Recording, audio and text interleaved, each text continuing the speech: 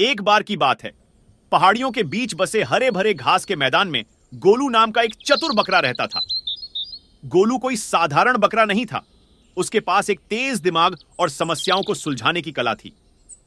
हालांकि गोलू अक्सर खुद को मुश्किल परिस्थितियों में पाता था, जिससे उसके सामने आने वाली किसी भी चुनौती को मात देने का उसका दृढ़ संकल्प और भी बढ़ जाता था।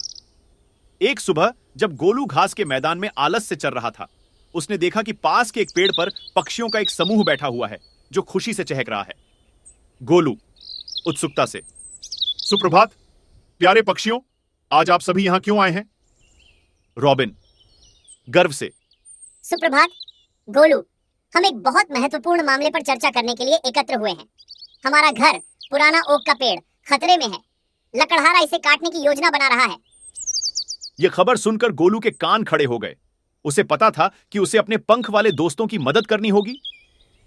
गोलू सोचते हुए, डरो मत मेरे दोस्तों, हम सब मिलकर तुम्हारे घर को बचाने की योजना बनाएंगे।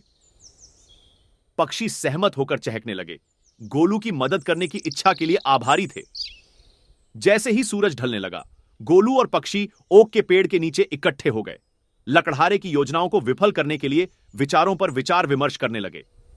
मैना उत्साह से, क्या होगा अगर हम लकड़हारे का ध्यान भटका दें, जबकि ग्रफ उसकी झोपड़ी में घुसकर उसकी कुल्हाड़ी चुरा ले? गोलू सिर हिलाते हुए, यह काम कर सकता है, लेकिन यह जोखिम भरा है।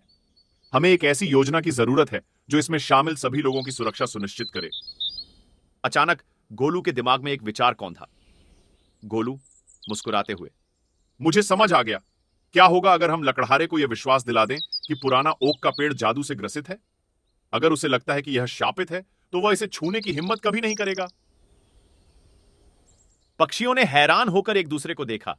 उन्हें यकीन नहीं था कि वे ऐसा कर सकते हैं।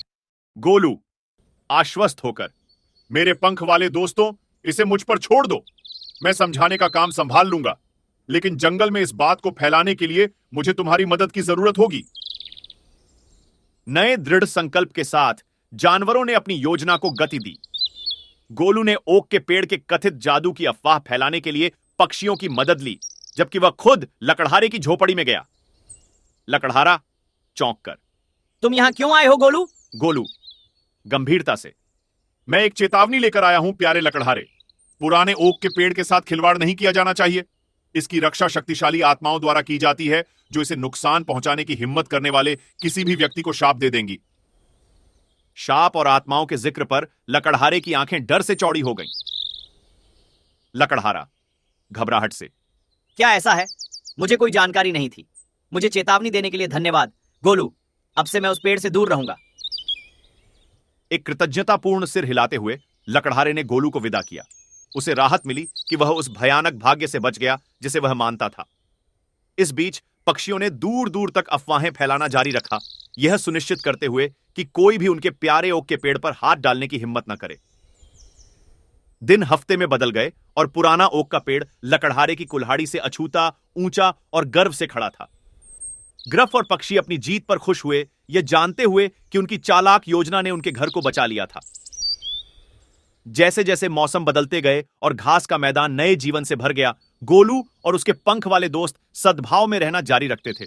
उनका बंधन पहले से कहीं ज्यादा मजबूत होता गया। और इस तरह चतुर बकरी और बुद्धिमान पक्षियों ने दुनिया को सिखाया कि कभी कभी थोड़ी रचनात्मकता और सहयोग ही सबसे बड़ी चुनौतियों को पार करने के लिए पर्याप्त हो।